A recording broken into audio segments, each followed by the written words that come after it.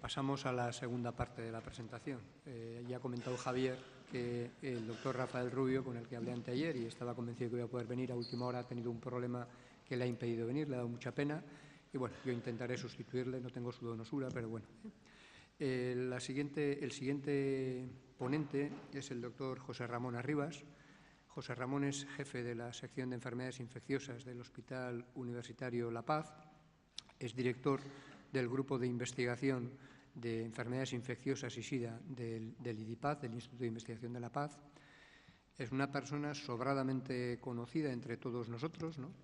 Empezó a ser mediático con el ébola, pero lo conocemos mucho antes, ¿no? Y es un hombre con una enorme clarividencia y un extraordinario currículum en lo que es investigación en el área del VIH, ¿eh? Ha liderado muchos ensayos clínicos, ha liderado estrategias novedosas junto con otra gente que está en la sala y de alguna forma yo creo que es un auténtico referente en este tema, ¿no? Y de hecho el tema que a él le hemos encargado es el futuro del tratamiento de la infección por VIH, nuevos fármacos, nuevas estrategias. Cuando quieras, José Ramón. Bueno, pues muy buenos días a todos y muchas gracias, José Antonio, por tu introducción. La verdad es que es un honor siempre venir aquí a GESIDA a hablar de tratamiento antirretroviral y del futuro y de qué nos depararán los próximos años. Son mis conflictos de intereses. Bueno, una pauta preferente en las guías de GESIDA es aquella que es aplicable a la mayoría de los pacientes, que en ensayos clínicos randomizados ha mostrado superioridad sobre el control, o si solo ha demostrado no inferioridad, ha demostrado superioridad en aspectos muy relevantes, también tolerancia, toxicidad o perfil de interacciones. Esto cuantitativamente se expresa en tener una pauta antirretroviral que deja indetectables a las 48 semanas de tratamiento un 88-90% de los pacientes, por el snapshot de la FDA, que tiene una tasa de fracasos virológicos muy pequeña, un 1-2%, y que tiene unas discontinuaciones de tratamiento también mínimas en torno del 1 o el 2%. Aplicando esos criterios, los expertos de GESIDA consideran que hay 4 pautas preferentes, todas ellas basadas en inhibidores de la integrasa, una con dolutegravir abacavir 3-TC, las 2 con TDF-FTC, o con dolutegravir o con raltegravir, y por último una coformulación de TAF, FTC, elvitegravir y cobicistat. ¿Es este el final de la historia? Pues probablemente no. Uno de los mensajes que os quiero transmitir es que, aunque parezca que no, hay todavía una pipeline de antirretrovirales, hay desarrollo, hay iniciativas para intentar tener pautas de tratamiento tan buenas como las que he mencionado. En la familia de no nucleósidos tenemos un nuevo no nucleósido, tenemos doravirina, sola o coformulada con TDF y 3-TC en una pastilla única, y vamos a tener rilpivirina de liberación retardada. Dentro de los inhibidores de la integrasa vamos a tener un nuevo inhibidor de la integrasa, victegravir, vamos a tener cabotegravir de liberación retardada, tenemos raltegravir una vez al día, y no voy a hablar porque no ha habido gran cosa hasta ahora de los inhibidores no catalíticos de la integrasa, pero es otra familia que puede aparecer en cualquier momento. En el campo de los IPs, lo más novedoso que vamos a tener es una combinación en pastilla única de TAF, FTC, darunavir y cobicistat. Y nucleósidos, que fueron los primeros llegados, tenemos uno que ya hablaremos, interesante, MK8591, y posiblemente formulaciones de liberación prolongada de TAF. Hay mucha actividad en los inhibidores de la entrada, vamos a tener 2 inhibidores del acoplamiento, un inhibidor del CCR5, otro inhibidor de la fusión y también un fármaco curioso que combina acoplamiento y combina también fusión. Inhibidores de la maduración, y aunque sea reiterativo, tenéis que estar dispuestos a oír hablar muchísimo de anticuerpos ampliamente neutralizantes.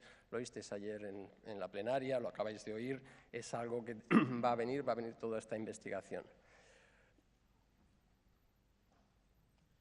Bueno, ¿necesitamos un nuevo no nucleósido? Pues la verdad es que vemos la pauta de GESIDA, las pautas de GESIDA no hay ningún no nucleósido en estas pautas, efavirenz se ha caído por los efectos adversos del sistema nervioso central,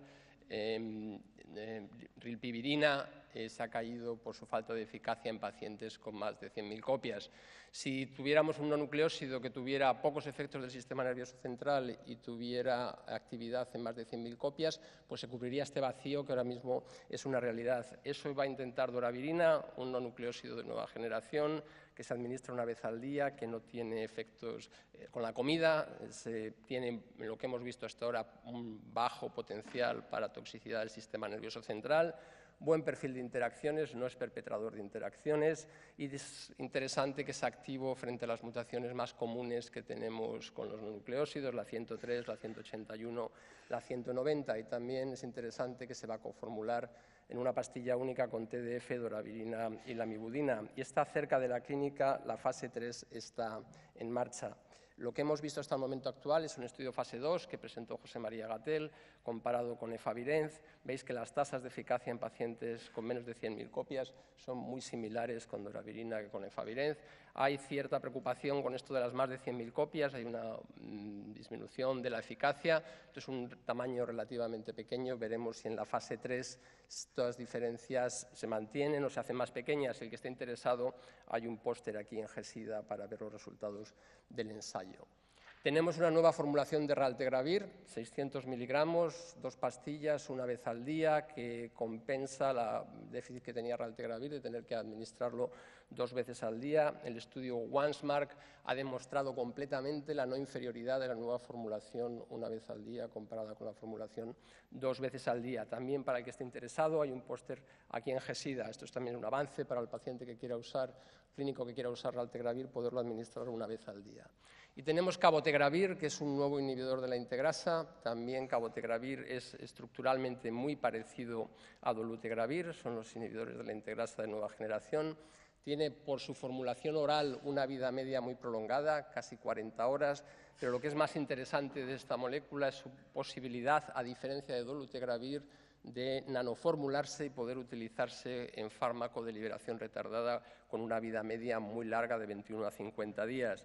Son fármacos muy potentes, podéis ver en la diapositiva claramente cómo dosis de 5 miligramos, 30 miligramos producen estas caídas de más de 2 logaritmos de la carga viral, fármacos muy potentes, muy buen perfil de interacciones, está muy cerca de la clínica, la fase 3 está en marcha.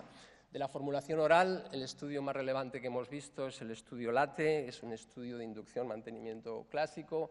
Empiezan con 2 nucleósidos y 3 dosis diferentes de cabotegravir, el comparador son 2 nucleósidos y efavirenz, y cuando los pacientes están indetectables pasan a una combinación doble exclusivamente. Esto es importante, es de las primeras veces que vemos en VIH un tratamiento doble que no lleva un inhibidor de la proteasa potenciado, y veis que los resultados de las 3 dosis de cabotegravir oral y rilpivirina, en este estudio fase 2, la tasa de respuesta a 48 semanas fue un 82%, lo suficientemente buenas como para poner en marcha una fase 3, como veremos a continuación. Pero el aspecto más relevante de cabotegravir es su posibilidad, como decimos, de nanoformular y de poder hacer fármacos de liberación retardada. Y esta diapositiva muestra cómo una única inyección proporciona niveles detectables en plasma durante más de 48 semanas. Veis aquí diferentes formulaciones subcutáneas o intramusculares, diferentes dosis, con muchas de ellas se consiguen niveles plasmáticos que están por encima de la IC90 ajustada a proteínas del virus. Es un aspecto muy interesante. Y con rilpivirina se puede hacer lo mismo, se puede nanoformular, se puede administrar en una forma de liberación retardada y se consiguen niveles y se administra cada 4 semanas, incluso cada 4 o cada 8 semanas se consiguen niveles parecidos a los que conseguimos cuando administramos la medicación oral y también por encima de la IC90 del virus ajustada a proteínas. Combinando estos 2 fármacos, cabotegravir de liberación retardada y rilpivirina de liberación retardada, podemos tener por primera vez en terapéutica antirretroviral una pauta que se administra intramuscular y una pauta de una vida media, 40 horas para cabotegravir, casi 50 horas para rilpivirina, que se administra exclusivamente por esta vía intramuscular y de liberación retardada. El estudio más importante que hemos visto sobre esto es el estudio LATE-2. Es un estudio también de inducción-mantenimiento. Los pacientes empiezan con abacavir 3-TC y cabotegravir. Se añade rilpivirina durante 4 semanas al final de esta inducción para asegurarnos de que el paciente tolera rilpivirina y se pasa a la fase de mantenimiento en que se sigue tomando el grupo control, abacavir 3-TC y cabotegravir, y los 2 grupos experimentales toman cabotegravir de liberación retardada intramuscular o rilpivirina de liberación retardada intramuscular cada 8 semanas o cada 4 semanas. El estudio ha demostrado una eficacia de tratamiento muy alta, recordad lo que decía al principio, 88-90%, las dos ramas de liberación retardada, tasas de eficacia es 91 y 92%, y las dos mostraron la no inferioridad respecto a la pauta oral. El asunto, la dosis seleccionada para la fase 3 es la dosis de rilpivirina de liberación retardada y cabotegravir de liberación retardada cada 4 semanas. Y el motivo es por un aumento de fracasos virológicos, 7% en la rama de cada 8 semanas comparado con la de 4 semanas. Un paciente que tiene múltiples mutaciones de resistencia, tanto a no nucleósidos como a inhibidores de la integrasa en la rama de cada 8 semanas. Y luego, si miramos a la farmacocinética, cabotegravir dado cada 4 semanas o cada 8 semanas está por encima de la IC90 necesaria o ajustada a proteínas para inhibir el virus y está en el rango de las dosis de 10 o 30 miligramos oral. A rilpivirina le cuesta un poco más, cada 8 semanas, si veis los valles son más bajos, sobre todo al principio, y por este motivo, por no ajustarse a lo que conseguimos por vía oral, la dosis definitiva que se ha elegido para la fase 3 es cada 4 semanas. Esto los clínicos tendremos, bueno, todavía está la fase 3, si la fase 3 es exitosa, tendremos que decidir en qué tipo de pacientes vamos a utilizar este tipo de fármacos. De los inhibidores de la integrasa, uno de los más interesantes va a ser bictegravir, es un nuevo inhibidor de la integrasa también, que sigue la línea de la estructura de dolutegravir, no necesita potenciación, es activo ante múltiples subtipos de VIH1 y VIH2. En estudios in vitro tiene baja citotoxicidad y tiene una vida media de 19 horas, lo que permite también su administración una vez al día. Está cerca de la clínica, la fase 3 está en marcha y comparte características de dolutegravir. Si vemos esta dificultad para producir resistencias en estos estudios in vitro que se hacen pases reiterados en cultivos celulares expuestos a dosis decrecientes de antirretroviral. Si veis aquí comparamos el bictegravir con bictegravir y con dolutegravir, es obviamente más fácil adquirir resistencia frente al bictegravir y bictegravir en rojo y dolutegravir en verde cuesta mucho más tiempo adquirir resistencia. Veis que el perfil de mutaciones es similar.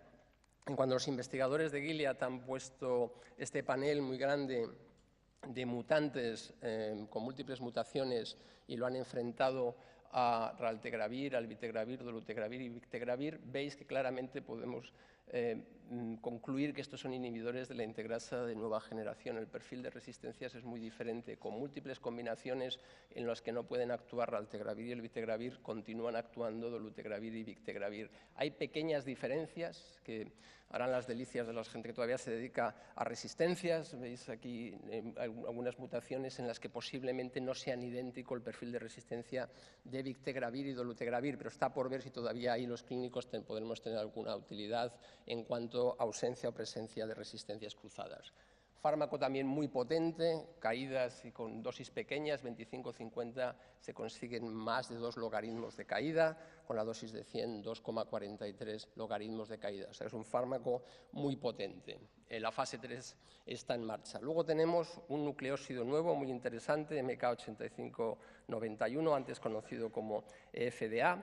Es un nucleósido muy curioso. Si veis la estructura, tiene un hidroxilo en 3', esto los diferencia completamente de todos los otros nucleósidos que carecen de ese hidroxilo y por eso son terminadores de cadena.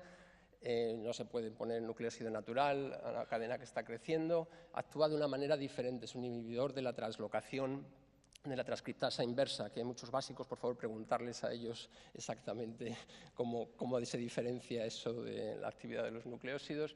Y inhibe por la translocación y es un antirretroviral que tiene 2 características, un nucleósido muy interesante, que es extraordinariamente potente y que también se puede utilizar probablemente como fármaco de liberación retardada. También hay un póster aquí en GESIDA sobre el fármaco. Mirar aquí, entra una dosis única de 10 miligramos, caídas de 1,5 logaritmos, superior a la que produce TDF o lo que produce TAF, sin evidencia de resistencia a día 10, con una vida media intracelular fosforilada de 4,3 días. También tiene un perfil de resistencias muy interesante. La K65 anula la actividad de todos los nucleósidos que tenemos, pero K65, por este mecanismo de actuación que tiene diferente MK8591, lo hace hipersusceptible, de hecho, y el impacto de la 184V y la 184I es mucho menor también sobre MK8591 que sobre los nucleósidos que tenemos hasta el momento actual. Y también es un fármaco baja dosis y es capaz también de poderse formular de forma de liberación retardada. Todos volvimos del CROI muy impresionados con este estudio en animales, en modelo murino, poder detectar una formulación parenteral, poder detectar fármaco más de 180 días después. De hecho, esto se quedó en la memoria de casi todos, decía, tiene el potencial de proporcionar dosis terapéuticas durante casi un año. Y entonces, bueno, pues este fármaco, como muchos de estos de liberación prolongada, están buscando claramente pareja. No tenemos tantos fármacos como esto, tendremos que ver en qué combinaciones los utilizamos. Y luego también hay mucha investigación en prototipos de dispositivos de liberación prolongada, de diversos tipos, bioresonables, estos dispositivos que se ponen subcutáneos que pueden también producir liberación durante mucho tiempo. TAF también tiene perspectivas de poder utilizarse en este tipo de dispositivos. Y como decía al principio, donde ha habido también mucha acción es en los inhibidores de la entrada. Sabéis que la entrada es un proceso triple, es un proceso que empieza con el acoplamiento a la molécula CD4, luego la unión a correceptores, a CCR5 y finalmente la fusión entre el virus y la célula. Hasta ahora tenemos en clínica un inhibidor del CCR5, Maraviroc, y tenemos un inhibidor de la fusión que ya utilizamos muy poco en Fuvirtida por su administración. Tenemos un nuevo inhibidor del acoplamiento, una nueva molécula que se une a GP120 y inhibe el acoplamiento entre GP120 y el receptor CD4, pero ahora tenemos también un anticuerpo monoclonal humanizado, Ivaluzumab, que se une al receptor CD4 y inhibe el acoplamiento.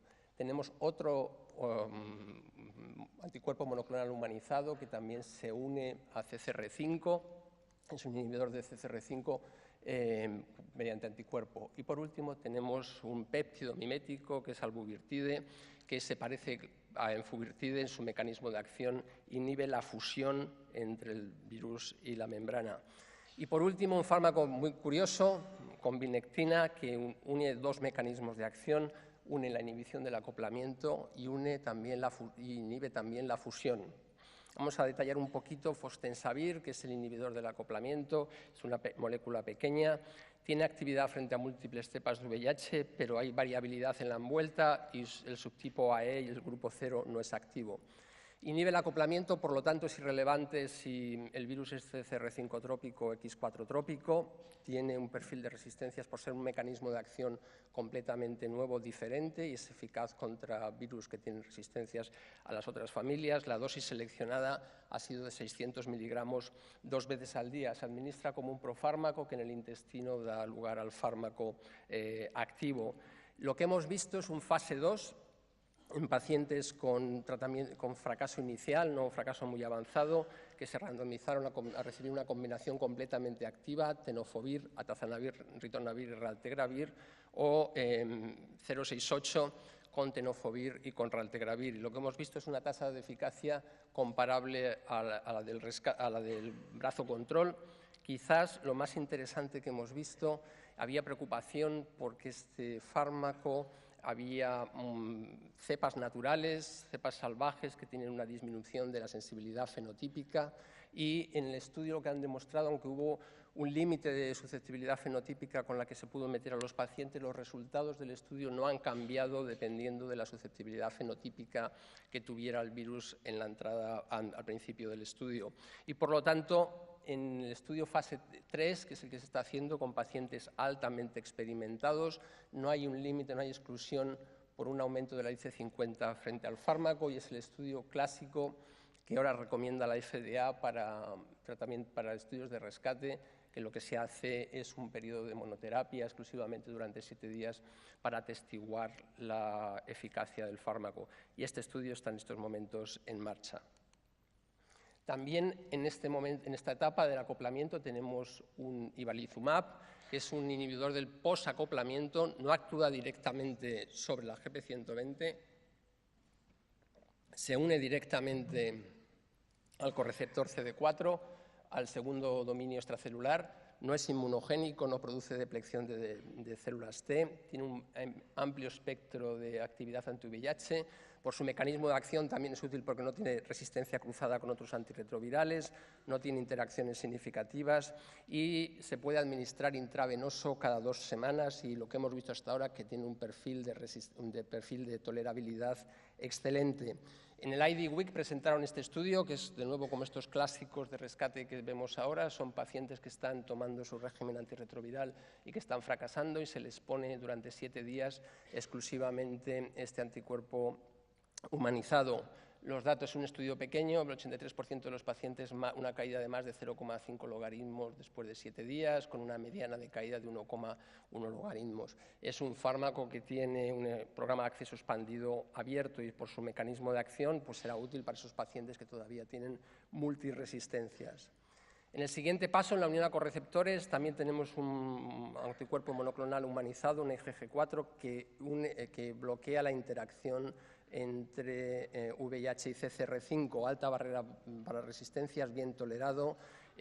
Lo interesante que tiene es que es una inyección subcutánea no intravenosa, semanal, anticuerpo monoclonal que inhibe CCR5. El estudio que han presentado en IDWeek también es diferente. Son pacientes que están con tratamiento antirretroviral y que están suprimidos. Es un estudio clásico de switch, y que se les para el tratamiento y pasan a recibir monoterapia con este anticuerpo monoclonal humanizado. Estos pacientes que solo se quedan con este anticuerpo monoclonal durante un año, 10 de 14 tienen supresión completa con este inhibidor de CCR5. Por supuesto, como es inhibidor de CCR5, todos los pacientes incluidos en el estudio tienen que ser R5 trópicos. Y por último tenemos un inhibidor de la fusión, albuvirtide, un péptido sintético. Se parece mucho a enfuvirtide, funciona uniéndose a GP41, pero la característica que lo diferencia completamente de enfuvirtide es que se une mucho a la albúmina plasmática, lo cual extiende la vida media durante mucho tiempo. Recordar que enfuvirtide lo utilizábamos 2 veces al día. Actualmente se está utilizando albuvirtide 1 vez a la semana, pero es muy posible que tengamos una formulación subcutánea de liberación retardada. Y recordar, tendría las ventajas también de enfuvirtide, de muy buen perfil de toxicidad y de interacciones. En Glasgow presentaron un estudio, el estudio Talent, un estudio de rescate precoz. Es el primer, también es curioso, es el primer ensayo clínico fase 3 que se hace en China. Es la llegada de los investigadores chinos al desarrollo de antirretrovirales. Y si veis aquí, la eficacia de tratamiento se comparó albuvirtide más lopinavir, ritonavir en pacientes con fracaso inicial versus 2 nucleósidos y lopinavir. La eficacia es lo suficientemente buena como para que la fase 3 vaya adelante.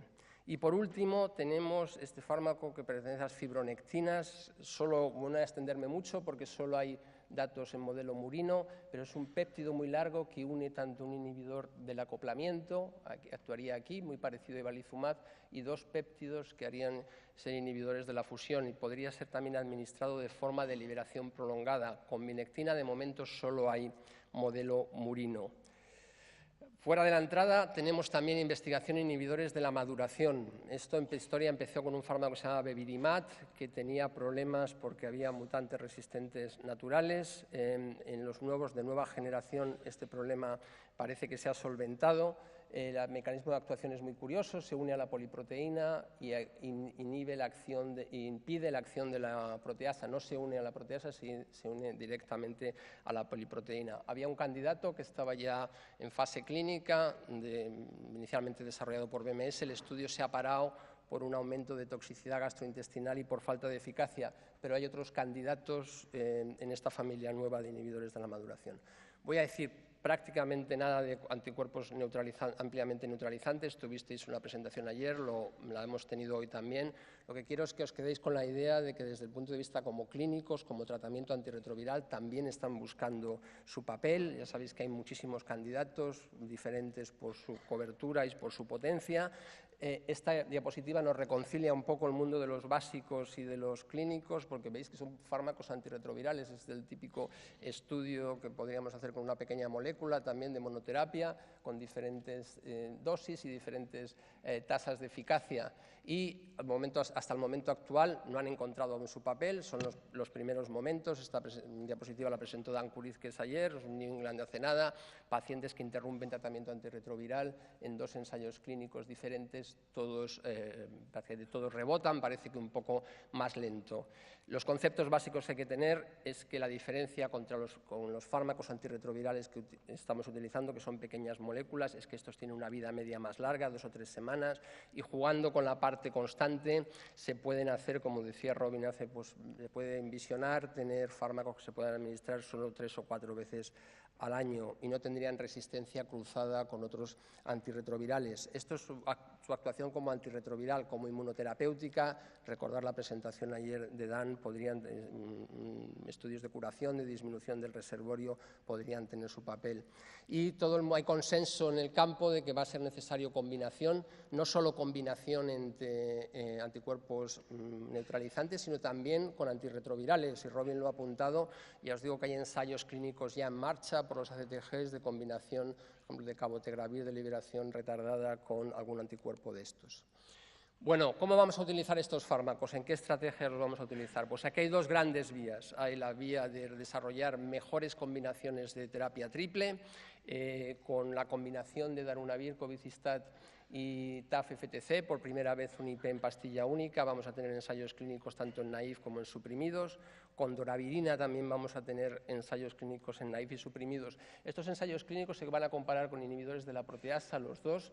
Bictegravir se va a comparar con fármacos de primera línea,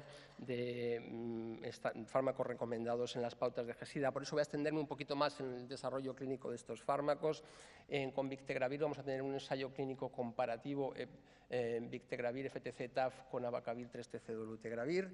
Vamos a tener un ensayo clínico también comparativo BF-TAF con dolutegravir F-TAF. Lo vamos a tener. Estos 2 ensayos clínicos están en marcha, están reclutando pacientes. Y vamos a tener estudios de switches de abacavir 3-TC-dolutegravir a BF-TAF. Y vamos a tener estudios de switch también desde IP a BF-TAF. La otra gran estrategia es por qué todavía triple, después de tantos años de tratamiento antirretroviral, con nuevos fármacos se vuelve a revisitar el asunto de utilizar menos de 3 fármacos para tratamiento.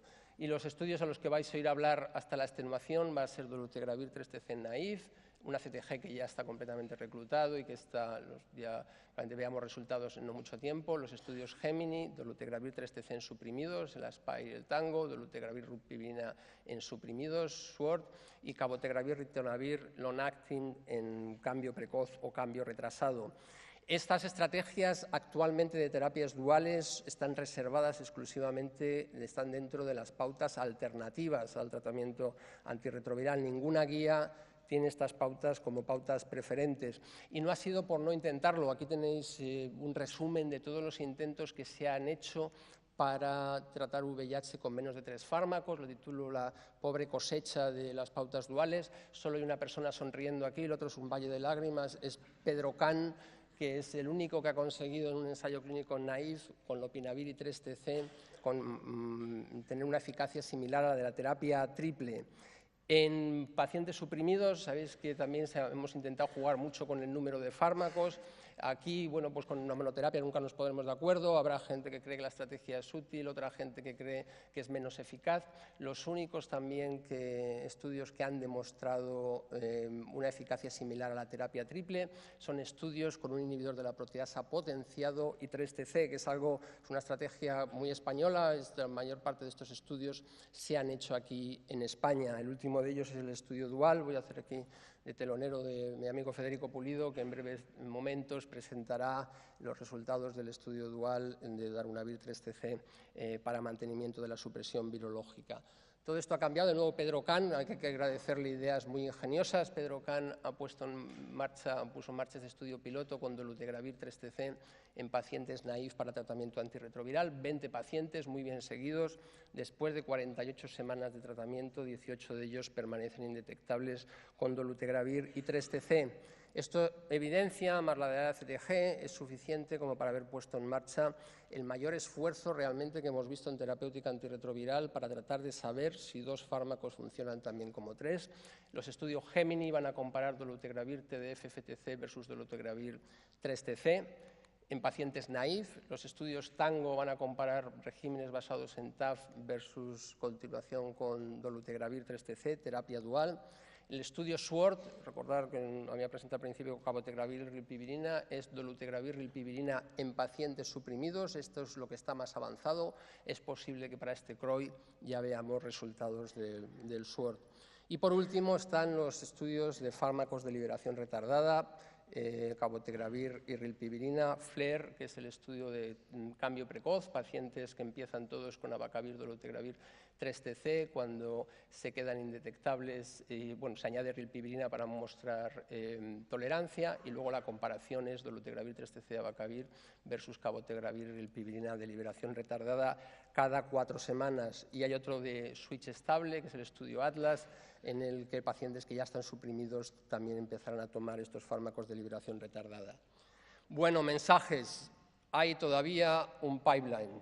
Habéis visto que todavía tenemos muchos fármacos en desarrollo. Recordar Victegravir, Raltegravir reformulado, Doravirina, MK8591 y por primera vez la conformulación de un IP con TAF, FTC y Darunavir Covicistat. Muchísima acción en el campo de los inhibidores de la entrada, inhibidores del acoplamiento, Fostensavir, del posacoplamiento, Ivaluzimab, de la fusión albuvirtide, un anticuerpo monoclonal inhibidor del CCR5 y este fármaco con vinectina. La revolución de los fármacos de liberación retardada, cabotegravir, rilpivirina y MK8591.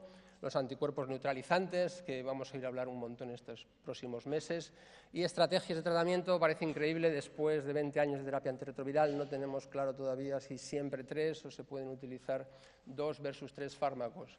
Nada, terminar agradeciendo a todo el mundo que me ha prestado diapositivas y a la gente de la unidad de VIH del Hospital La Paz. Muchas gracias por su atención.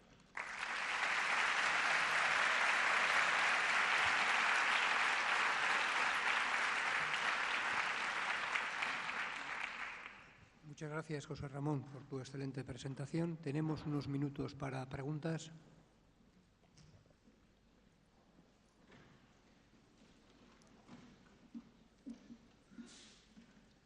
Doctor Federico Pulido. José, nos has presentado, tenemos fármacos con una eficacia altísima, muy poco fracaso virológico, la mayoría de los fallos son por otros motivos, pérdidas. Ahora mismo, para que un nuevo fármaco de todos estos que tú nos estás presentando llegue a estar en esa primera línea de preferente y se use, ¿qué le tenemos que pedir? ¿Qué nos debe demostrar? Y sobre todo, ¿con quién se tiene que comparar? ¿Vale cualquier comparador? Bueno, yo creo que eso es una pregunta muy importante. Se tiene que comparar, mi opinión es clara, se tiene que comparar con los fármacos de primera línea. Y hoy por hoy yo creo que son los inhibidores de la integrasa. Y tenemos que aspirar a, como mínimo, no inferioridad y demostrar alguna ventaja. La ventaja puede ser tan obvia como pues solo necesito 2 fármacos para tratar VIH, siempre y cuando se demuestre. Y esto, insisto, que esto es una apuesta enorme en tratamiento antirretroviral. Como ha dicho Fede, tenemos unas terapias muy establecidas, 20 años de terapia antirretroviral. Los estudios de terapia doble van a tener que demostrar, más allá de toda duda, sobre todo en pacientes naïf, que son igual de eficaces que terapias triples, incluyendo inhibidores de la integrasa. Luego, estos fármacos de liberación retardada también si se están comparando con primeras líneas, con fármacos pautas recomendadas en terapia oral. Habrá un debate también sobre cuáles son los pacientes más apropiados para eso. Pero para Mohamed el comparador tiene que ser fármacos de primera elección. Si no, pues tendremos buenas pautas alternativas que, como siempre recuerda GESIDA, para algunos pacientes pueden ser las principales. Yo me he extendido un poco más en los ensayos clínicos que van a compararse con pautas de primera línea, con inhibidores de la integrasa. ¿Más preguntas? Excelente revisión. María Miró. Con respecto al Raltegravir, 1200, ¿A cuál? al Raltegravir a 1200 una vez al día has demostrado claramente la no inferioridad. ¿Podrías comentar con respecto a los pocos pacientes que fracasan, ¿qué perfil de resistencia pueden tener? Sí. Y la segunda pregunta es tu opinión también en los long-acting, los de liberación, con el papel de PrEP. El papel de PrEP. En PrEP, sí, ¿qué te parece? Bueno, mira, la primera pregunta, en el estudio ONCE-MARC es el estudio de raltegravir que menor tasa de resistencias tiene hasta ahora. Tanto la pauta 2 veces al día, que por primera vez no hubo ni un solo paciente con resistencia detectada, es la primera vez que no se ve con raltegravir, y la pauta 1 vez al día tiene 5 pacientes que está por debajo de lo conocido de resistencias a raltegravir. Es verdad que los 5 pacientes con resistencia están en la rama 1 vez al día, pero el mensaje que llevas es que es todavía menos resistencia que con lo que se solía ver con raltegravir 2 veces al día. Algunos de esos pacientes son pacientes con CD4 por debajo de 50, con cargas virales enormes. Bueno, las mutaciones son las esperadas, la 155. El mensaje es que raltegravir 1 vez al día es no inferior a 2 veces al día. Tenemos esta pequeña diferencia en resistencias, pero remarcando que esto es menos que lo que solíamos ver con raltegravir 2 veces al día. Javier. Un momentito, Javier. Está claro que los nuevos fármacos cada vez lo tienen más difícil en cuanto a conseguir mayores potencias y mejores posologías. Pero, en tu opinión, ¿cuál es el papel que está jugando la idea de conseguir que los fármacos reduzcan los reservorios virales, tanto a nivel de penetración en santuarios como en destrucción de células infectadas? ¿Esto se está teniendo en cuenta? ¿Es una prioridad o no para el desarrollo de nuevos medicamentos? Bueno, es una de las ventajas de tener básicos y clínicos. A las agencias reguladoras, Javier, les da igual. Les da igual.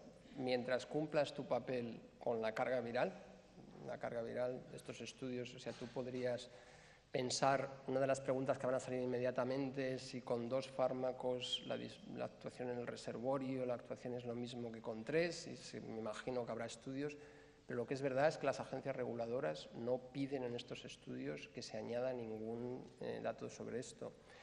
La relevancia clínica y poblacional, Javier, de demostrar con estos fármacos si hay una pequeña disminución del reservorio o no, pues habría que validarlo clínicamente.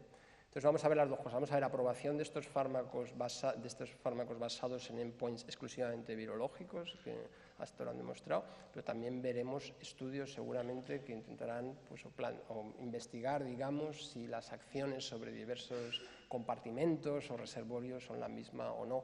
Y eso nos va a ser gran parte de nuestro debate en terapia antirretroviral los próximos años. Habrá gente que dice, bueno, a mí me da igual, si la carga viral está controlada es lo mismo, y habrá básicos que se expresen su preocupación sobre estos asuntos. Doctor Santiago Moreno. José, en la lista que nos ha puesto de fármacos nuevos no hay ningún nuevo inhibidor de la proteasa, ¿no? Parece que la industria no tiene interés en esta familia, a la que tanto debemos. ¿Cuál es el futuro que tú le ves a los inhibidores de la proteasa potenciados en el tratamiento antirretroviral? Bueno, es verdad, no he puesto ahí alguna molécula todavía, de algún laboratorio que tiene alguna molécula no potenciada mirándolo. Yo creo que el inhibidor de la proteasa lo necesitamos, porque toda la tranquilidad que tenemos deriva del hecho que nosotros sabemos que si un paciente desarrolla resistencias y es naive a inhibidores de la proteasa, eso es un muro en el que por lo menos en el mundo desarrollado a partir de ahí no va a pasar. Entonces los tenemos en la recámara. Lo que pasa es que como llevan ritonavir, tienen más interacciones, tienen algún problema, pues como pautas de inicio yo creo que su mejor tiempo ha pasado, pero desde luego los necesitamos como pautas en pacientes que han fracasado, en pacientes con rescate, también está el asunto de la adherencia. Y luego está por ver, es decir, que por cualquier motivo el paciente tiene que utilizar un inhibidor de la proteasa, está por ver, y las apuestas están muy altas, si con fármacos como dolutegravir, jugar con el número de fármacos va a ser posible o no. O sea, todavía nos queda por ver si los inhibidores de la proteasa son fármacos únicos en cuanto a su perfil de barrera genética. Y esta es la manera de hacerlo. No he mencionado los estudios de monoterapia con dolutegravir porque están todavía ahí cociéndose, no sabemos si va a haber o no, pero es posible. Uno de los posibles es que al final nos quedemos solo con los inhibidores de la proteasa como los fármacos de barrera genética más alta. Entonces, no estaríamos aquí si no hubiera inhibidores de la proteasa y no tendríamos, digamos, esta confianza. Todos tenemos la confianza de que si usamos fármacos a cualquier resistencia, los inhibidores de la proteasa están ahí en las segundas líneas, ¿no? Estamos ya un poco sobre el tiempo. Hay una pregunta allí, yo tengo otras dos. Si podemos seguir así breves las preguntas, por favor. Excelente presentación, José Ramón. La ventaja del tratamiento del long-acting no puede ser también una desventaja en cuanto a dosis subterapéuticas si hay fallo de dosis en la emergencia de mutaciones. Sí, además eso me recuerda que no ha respondido la segunda pregunta de José María, que es, bueno, encontrar el impulso inmediato cuando uno habla de long-acting, es decir, esto es para pacientes no adherentes y se lo ponemos y solucionamos. Pero está el momento crítico de la siguiente dosis, de si va a venir a la siguiente dosis o no va a venir a la siguiente dosis. Y ayer Sharon presentó una diapositiva para la prevención muy preocupante de la vida media larguísima. La cola de cabotegravir en long-acting puede ser larguísima.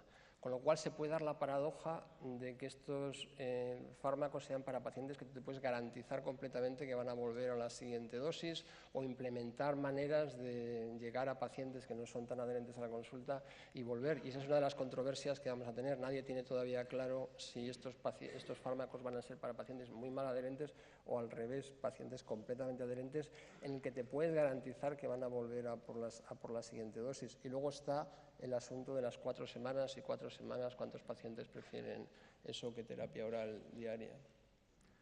Muy brevemente, hace un par de años o 3, ¿no?, se hablaba aún mucho de otras estrategias de antiinflamatorios, de inmunomoduladores, ¿no? Todo eso está muerto ya, realmente eso ha perdido actualidad y está muerto.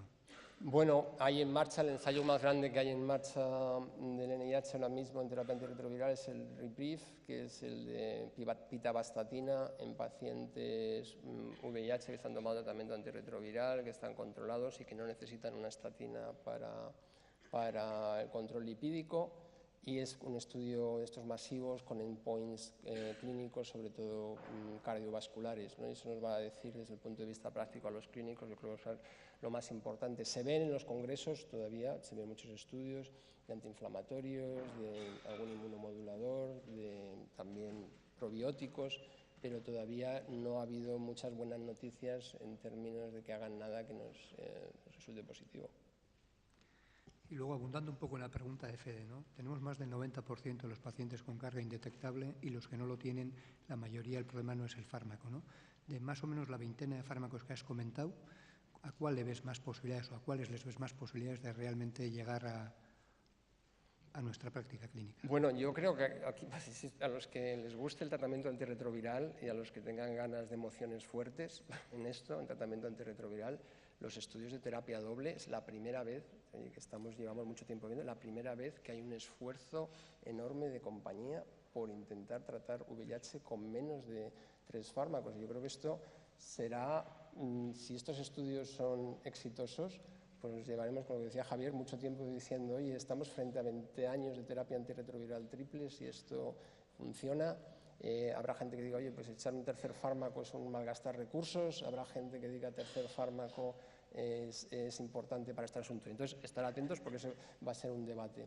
Luego, yo creo que esto de la liberación, uno puede imaginar escenarios, como decía Robin, de combinación de anticuerpos neutralizantes con fármacos de liberación retardada y tratar VIH a lo mejor solo 4 veces al año, si eso puede tener un impacto por la actividad inmunomoduladora de los anticuerpos sobre reservorios. Hay escenarios muy diversos, es decir, que puede seguir si empiezan a haber datos convincentes de que los anticuerpos neutralizantes tienen efectos, aparte de su efecto antiviral, tienen efectos inmunomoduladores, tipo de inmunoterapia para cáncer, pues va a ser muy importante.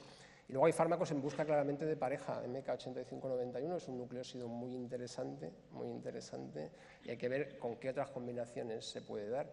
Y luego, bueno, aquí a la vuelta de la esquina, Bictegravir, que es otro inhibidor de la integrasa, también parece muy potente, no necesita boosting, lo vamos a ver. O sea que... Bueno, estamos ya sobre el tiempo. Muchas gracias por vuestras excelentes presentaciones. Thank you very much. Ponemos ahora un tiempo de café.